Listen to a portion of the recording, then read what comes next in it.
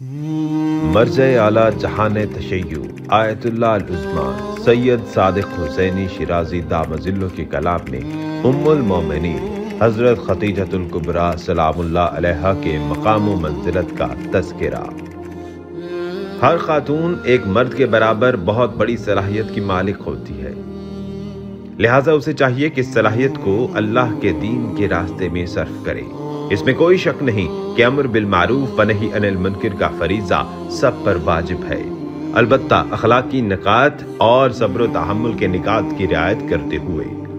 بالکل اسی طرح جب رسول اللہ صلی اللہ علیہ وآلہ وسلم دوسروں کو اسلام کی تعلیم اور ترویج دیتے تھے تو آپ صبر و بردباری کا مظاہرہ فرماتے تھے۔